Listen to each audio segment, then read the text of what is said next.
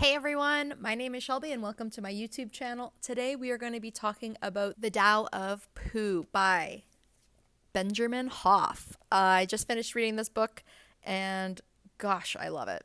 Gosh, I love it. It's so good, guys. It's really, really good. It's written by Benjamin Hoff and illustrated by Ernest Shepard. And the illustrations are so adorable. Like, look at how cute that is. And look at that cute little title page. It's so adorable. So it's worth it. Benjamin Hoff essentially says that Winnie the Pooh is an example of Western Taoism. The writing style is straightforward, upbeat, playful, almost childlike sometimes, in a really delightful way. He uses the characters from Winnie the Pooh to show different ways and teachings of the Tao. The storytelling is really fun. It's essentially him pretending to write the book with Winnie the Pooh, like talking to him and like having interactions with the other members of the enchanted forest, essentially comparing some of those stories from the 100-Acre Wood to Taoism.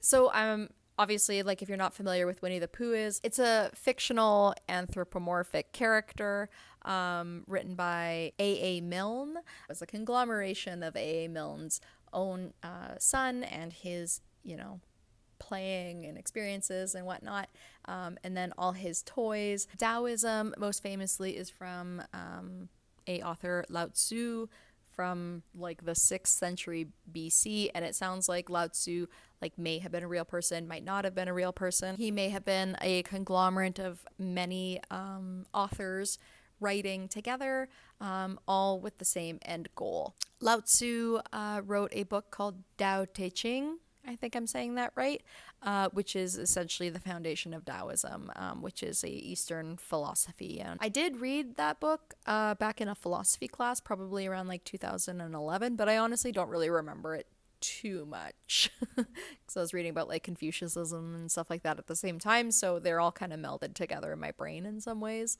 So this was really nice to clean that up in my brain, because it had been a couple of years since I had consumed that kind of idea and philosophy. So essentially he goes through 6 different concepts, which we'll go through now, and I'll just give you a brief overview of each of them and how they relate to Winnie the Pooh. Concept 1 is the Tao of Pooh, like P-U, also known as the uncarved block, and how a uncarved block has already reached its perfection as being as it is.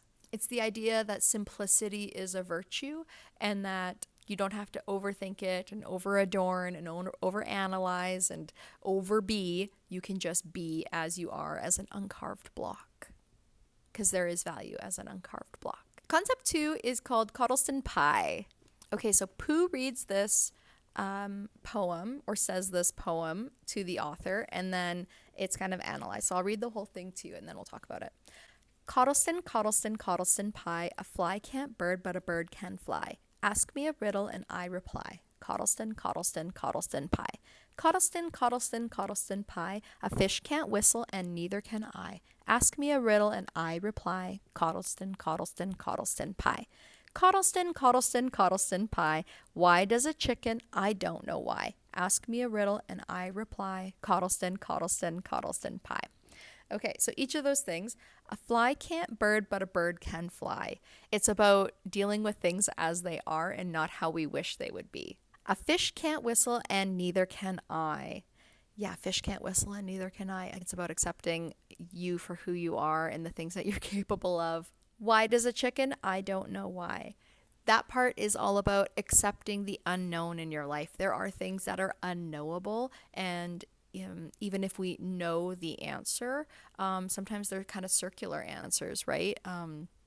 Why was the universe created? Because it was created. That's we don't know. Accept it, move on, right? Because stressing yourself out about wanting to know the why, and the how isn't always going to suit your life and suit your bigger purpose. Concept number 3 is called Wu Wei, or the Pooh way of non-doing, which is such a cool concept. Wu Wei is essentially non-doing or inaction or actionless action. The best way that the book explained this to me was the idea of when you're in a river, you don't swim up against the current, you swim with the current. And if you're trying to get to the bank, you swim with the current and to the side. It's acting without acting. It's acting without fighting. It's following the natural progression of things and taking the easiest path as it's laid out to you. It doesn't mean not acting at all. It means right action at right time, right? So sometimes we don't need to act. Sometimes we do need to act. And knowing the right action at the right time to essentially exert the least amount of effort and not to fight against the natural flow of life. Life does have a natural flow that we are a part of, and that we don't have to fight because life is already going a certain way and we're just here for the ride. It's really comparable to like flow state, being in a state of flow where you don't have to fight for flow. You can just be in flow and just be doing the things, right? Like if you've ever been in a state of flow where you're climbing rocks or, running or things like that, you don't have to fight to be in flow. It just is. And so it's effortless action. Number 4 is the antithesis of Wu Wei. It's really hard to not follow Wu Wei. It's really hard to swim upstream. It's really, really hard to fight against the natural order of things. It's hard to, fight for youth as you get older, right? There is value in just, again, following that natural way of being, following the flow of things, following the flow of life and the natural progression. And to fight against that is 1, really hard, and 2, probably fruitless. Concept number 5 is the snowball effect. And no, I'm not talking about Dave Ramsey right now. What this means is by pursuing right action at right time, in right order, following the natural progression of things, you're actually going to be able to get a lot more done with true purpose than you would by constantly fighting that stream, right? Again, using the example of a river, if you want to get to the bank of a river and you try and swim upstream and towards the bank, it's going to be really, really hard, right? And it might genuinely not work. You might tire yourself out and you might not be able to get there. But by following the stream and using the leverage that the stream is giving you and swimming to the side with the stream, you're going to be able to get to the bank a lot faster and have some juice left for getting up out of the bank, right? Staying within your limitations, acknowledging the things that you are capable of and that you aren't capable of, and what the, environment around you is trying to get you to do. By working within those parameters, you're actually going to get a lot more done than if you were fighting those parameters constantly and, just throwing your shoulder against a brick wall over and over again instead of, treating yourself more like water and finding a way around that brick wall. Concept 6 is the empty mind. So the empty mind is able to hear a bird's song. A full mind, hears the bird's song, analyzing it, not appreciating it, is up here and not experiencing life for as it is, right? So an empty mind is just a mind that is open and receptive and able to enjoy life as it comes, versus a full mind, which is always busy planning, running around, scheming, exerting extra energy, having a lot of ego, that kind of thing, and is unable to actually enjoy the gift that life is. To the mind that is still, the whole universe surrenders. Lao Tzu talks about how nature does not hurry and yet everything is accomplished. There is no hurrying in an oak tree. It just follows the seasons and it grows when it's supposed to grow and it sleeps when it's supposed to sleep. There is no hurrying. It is just action and inaction. When I let go of what I am, I become who I might be, Lao Tzu says. And that is letting go of all the things that are pulling you down, ego, again, busyness. And so thinking about how society and your upbringing and blah, blah, blah have created a certain, script for you to play out. And when you let go of who you are in this moment, you become who you could be and who you are meant to be and who you truly are, and not all the masks that get put on us. The way never acts and yet nothing is left undone. Ego gets in the way of the true self. according to Taoism. So I really enjoyed this book, and I'm really happy that I have it. It was kind of tucked away at my parents' place, and I found it and I read it kind of on a whim, and I'm so glad I did. Interestingly, I've also recently downloaded Calm, not sponsored.